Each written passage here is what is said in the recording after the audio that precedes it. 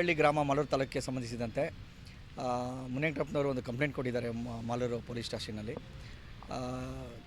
ಶಿವರಪಟ್ಟಣ secretary, panchayat ಸೆಕ್ರೆಟ್ರಿಯವರು Muniyappa alias Munegowda, Malur ತಾಲೂಕಿನ ಸರ್ಕಾರಿ ನೌಕರರ ಸಂಘದ ಅಧ್ಯಕ್ಷ.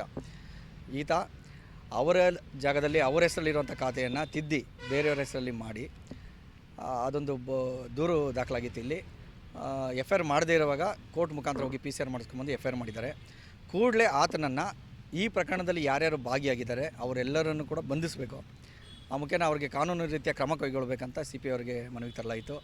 ಅದು ಬಿಲೋ 7 ಇಯರ್ಸ್ ಇರೋದ್ರಿಂದ ಅದು ಕಾನೂನು ರೀತಿಯ ಏನೇನು ಮಾಡಲಿಕ್ಕಾಗುತ್ತೋ ಅವೆಲ್ಲ ಮಾಡ್ತೀವಿ ಅಂತ ಇನ್ಸ್ಪೆಕ್ಟರ್ ಸರ್ ಹೇಳಿದ್ದಾರೆ. ಅದ್ರ ಜೊತೆಯಲ್ಲಿ ಸರ್ಕಾರಿ ಕರಬ್ ದೇವಸ್ಥಾನ ಜಾಗಕ್ಕೆ ಇಲ್ಲಿ ಗ್ರಾಮದ ಸರ್ವೆ ನಂಬರ್ 107ರಲ್ಲಿ 1 ಎಕರೆ 13 ಗುಂಟೆ ಜಮೀನಿದೆ. ಆ ಜಮೀನು ಏನಿದೆ ದೇವಸ್ಥಾನ ಖರಾಬ್ ಜಾಗ ಆಗಿದ್ದದು. ಆ ಜಾಗದಲ್ಲಿ ಈ ಸ್ವತ್ತನ್ನು ಮಾಡಿದ್ದಾರೆ ಇದೇ ಗ್ಯಾಂಗು. ಆ ಕುರಿತು ಕೂಡ ನಕಲಿ ದಾಖಲೆ ಸೃಷ್ಟಿ ಮಾಡಿ ಈ ಸ್ವತ್ತೇನು ಮಾಡಿದ್ದಾರೆ. ಹಾಗಾಗಿ A1 ಮುನಿಯಪ್ಪ ಅಲಿಯಾಸ್ ಮುನೇಗೌಡ ಸರ್ಕಾರಿ ನೌಕರ ಸಂಘದ ಅಧ್ಯಕ್ಷ ಆತನ ಮೇಲೆ ಮತ್ತು ಪಂಚಾಯತಿ ಅಭಿವೃದ್ಧಿ ಅಧಿಕಾರಿ ರಮೇಶ್ ನಾಯ್ಕ ಅವರ ಮೇಲೆ, ಮಾಲೂರು ಕಾರ್ಯನಿರ್ವಾಹಕ ಅಧಿಕಾರಿ ಕೃಷ್ಣಪ್ಪ ಅವರ ಮೇಲೆ ಮತ್ತು ಅದೇ ಪಂಚಾಯಿತಿಯ ಮಾಜಿ ಅಧ್ಯಕ್ಷರಾದ ಮುನೇಗೌಡರ ಮೇಲೆ ದೂರು ಕೊಟ್ಟಿದ್ದೀವಿ. ಇನ್ಸ್ಪೆಕ್ಟರ್ ಸರ್ ಅದನ್ನು ದಾಖಲಾತಿಗಳನ್ನು ಪರಿಶೀಲಿಸಿ ಸೂಕ್ತ ಕಾನೂನು ಕ್ರಮ ಕೈಗೊಳ್ತೀವಿ ಅಂತ ಹೇಳಿದ್ದಾರೆ. ಅದರ ಜೊತೆಲಿ ಖಾತೆ ನಂಬರ್ 301 ಸ್ವತ್ತಿನಲ್ಲಿ ನಕಲಿ ದಾಖಲಾತಿಯನ್ನು ಸೃಷ್ಟಿ ಮಾಡಿ ಬೇರೆಯವರಿಗೆ ಖಾತೆ ಮಾಡಿಕೊಡಿ, ಅಂದರೆ ಅವರೇ ಪಿತ್ರಾರ್ಜಿತ ಜಮೀನು, ಅದು ಗ್ರಾಮ ಠಾಣದಲ್ಲಿದೆ. ಆ ಸ್ವತ್ತಿಗೆ ಬೇರೆಯವರ ಹೆಸರಿಗೆ ದಾಖಲಾತಿಯನ್ನು ಸೃಷ್ಟಿ ಮಾಡಿ ಖಾತೆಯನ್ನು ಮಾಡುವಂಥ ಕೆಲಸ ಸೆಕ್ರೆಟ್ರಿ ಮುನೇಗೌಡ, ಪಂಚಾಯಿತಿ PDO ಅಧ್ಯಕ್ಷರು ಮತ್ತು EO ಇವರೆಲ್ಲ ಸೇರ್ಕೊಂಡು ಮಾಡಿದ್ದಾರೆ ಅಂತ ಆರೋಪಕ್ಕೆ ಸಂಬಂಧಿಸಿದಂತೆ ಅವರೆಲ್ಲರ ಮೇಲೆ ದೂರು ಕೊಟ್ಟಿದ್ದಾರೆ. ಅದನ್ನು ಕೂಡ ಸೂಕ್ತ ಕಾನೂನು ಕ್ರಮನ ತಗೊಳ್ತೀನಿ, ಪರಿಶೀಲನೆ ಮಾಡಿ ಅಂತ ಇನ್ಸ್ಪೆಕ್ಟರ್ ಅವರು ಹೇಳಿದ್ದಾರೆ. ಜೊತೆಗೆ ಸರ್ವೆ ನಂಬರ್ 1ರಲ್ಲಿ ಗೋಮಾಳ ಮಿಂಡಳ್ಳಿಯಲ್ಲಿ ಪದ್ಮಮ್ಮ ಅನ್ನೋರು, ಇವರ ಜಮೀನಲ್ಲಿ ಇವರು 30 ವರ್ಷಗಳಿಂದ ಅದೇ ಜಾಗದಲ್ಲಿರ್ತಾರೆ. ಅವರು ಮನೆ ಒಂದು ಶೆಡ್ಡೆಲ್ಲ ಹಾಕ್ಕೊಂಡಿರ್ತಾರೆ.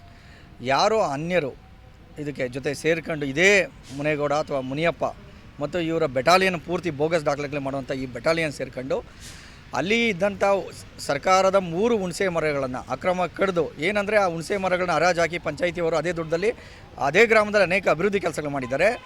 ಆ ಮರಗಳನ್ನು ಪಕ್ಕದಲ್ಲಿ ಮನೆ ಕಟ್ಟಬೇಕಾದಾಗ ತೊಂದರೆ ಆಗ್ತದೆ ಅನ್ನೋ ಕಾರಣಕ್ಕೆ PDO ಅವರು ಕೂಡ RFOಗೆ ಮನವಿ ಕೊಟ್ಟು ಕೆಲವು ಕೊಂಬೆಗಳನ್ನು ಕಟ್ ಮಾಡಿಸಿದ್ದಾರೆ. ಸರ್ಕಾರಿ ಮರಗಳನ್ನು ಯಾರೋ ಅನಧಿಕೃತ ವ್ಯಕ್ತಿಗಳ ಪರವಾಗಿ ಆ ಮರಗಳನ್ನ ಅನಧಿಕೃತ ಕಟ್ ಮಾಡಿ ಆ ಜಾಗಕ್ಕೆ ಈ ಸ್ವತ್ತು ಮಾಡಿಕೊಟ್ಟು ಪರರಿಗೆ ಮಾಡಿಕೊಟ್ಟಿದ್ದಾರೆ. ಅದನ್ನು ಕೂಡ ಪದ್ಮಮ್ಮ ಅವರು ದೂರು ಕೊಟ್ಟಿದ್ದಾರೆ. ಈ 4 ಕಂಪ್ಲೇಂಟ್ಗಳನ್ನು ತಗೊಂಡು ಇಮಿಡಿಯೇಟ್ಲಿ FIR ಮಾಡಿ ಸೂಕ್ತ ಕ್ರಮ ತಗೊಳ್ತೀನಿ ಇನ್ಸ್ಪೆಕ್ಟರ್ ಹೇಳಿದ್ದಾರೆ. ಮುಖಾಂತರ ಅವರೇನಾದರೂ ಕ್ರಮ ತಗೊಳ್ಳದೆ ಹೋದರೆ ನಾವು ಈ ಸ್ಟೇಷನ್ ಮುಂದೆ ಒಂದು ಹೋರಾಟ ನಂಬ್ಕೊಳ್ತೀವಿ ಅಂತ ಈ ಮೂಲಕ ತಿಳಿಸ್ತೀವಿ. ಹೇಳಿದ ಊರಲ್ಲಿ ಸೈಟ್ ತೊಗೊಬೇಕಂತ ಬಿಟ್ಟು ಸೈಟ್ಗೆ ಅಂತ ಅಂದ್ಬಿಟ್ಟು ಈ ಮುನೇಗೌಡ ಅನ್ನೋರು ನಮಗೊಂದು ಸೈಟ್ ಕೊಡಿಸಿದ್ರು. ಗೋವಿಂದಮ್ಮನವ್ರ ಕಡೆಯಿಂದ ಒಂದು ಸೈಟ್ ಕೊಡಿಸಿದ್ರು. ಆ ಸೈಟ್ ಬಂದುಬಿಟ್ಟು 40ಕ್ಕೆ 50 ಅಂತ ನಮ್ಗೆ ಕೊಡಿಸಿದ್ದು ಸೈಟು ಅವರೇ ಕೊಡಿಸಿದ್ರು. ಮತ್ತು ಈ ಸತ್ತು ಮಾಡಿಕೊಟ್ರು, ಮತ್ತು ಲೈಸೆನ್ಸ್ ಕೊಟ್ಟರು, ಎಲ್ಲ ಮಾಡಿಕೊಟ್ರು. ಅದೇ ಆಮೇಲೆ ಕಾಂಪೌಂಡ್ ಹಾಕಂತ ಹೋದಾಗ ಕಂಪ್ಲೇಂಟ್ ಮಾಡಿದ್ರು, ಬಂದು ಗಲಾಟೆ ಮಾಡಿದ್ರು. ಪೊಲೀಸರು ಬಂದು ಕಂಪ್ಲೇಂಟ್ ಮಾಡಿದ್ರು. ನಾವು ಸ್ಟೇಷನ್ ಹತ್ರ ಬಂದ್ವಿ. ಆಗ ಬಂದಾಗ ಇಲ್ಲಿ ಪೊಲೀಸರು ಹೇಳ್ತಾರೆ, ನಿಮ್ದೇನು ಡಾಕ್ಯುಮೆಂಟ್ಸ್ ಇದೆ ಅದನ್ನ ತೊಗೊಂಬನ್ನಿ, ಅವ್ರದ್ದೇನು ಡಾಕ್ಯುಮೆಂಟ್ ಅದು ತೊಗೊಂಬರ್ತಾರೆ ಅಂತ. ನಾವು ನಮ್ಮದು ಡಾಕ್ಯುಮೆಂಟ್ ತೊಗೊಂಬಂದ್ವಿ, ಅವ್ರದ್ದು ಡಾಕ್ಯುಮೆಂಟ್ ತೊಗೊಂಬಂದ್ವಿ. ಇಲ್ಲಿ ಬಂದು ಪೊಲೀಸರು ಹೇಳ್ತಾರೆ, ಸತ್ಯಪ್ಪ ನಿಮ್ದೇನು ಡಾಕ್ಯುಮೆಂಟ್ ಕರೆಕ್ಟಾಗಿಲ್ಲ, ನಿಮ್ಮದು ಡಾಕ್ಯುಮೆಂಟೇ ಇಲ್ಲ. ಮುನೇಗೌಡಪ್ಪ ನಿಮ್ಮದು ಡಾಕ್ಯುಮೆಂಟ್ ಕರೆಕ್ಟಾಗಿದೆ, ನಿಮ್ಮ ಮನೆ ಕಟ್ಕೊಳ್ಳಿ, ಅವ್ರಿಗೇನು ತೊಂದರೆ ಕೊಡ್ಬಿಡಿ ಅಂತ ಹೇಳ್ತಾರೆ. ಈಗೇನು ಮಾಡ್ತಾರೆ, ಆ ಸೈಟ್ 45 ಗೌರ್ಮೆಂಟ್ ಜಾಗ, ಅವ್ರ ಹತ್ರ ಯಾವುದೂ ಡಾಕ್ಯುಮೆಂಟೇ ಇಲ್ಲ.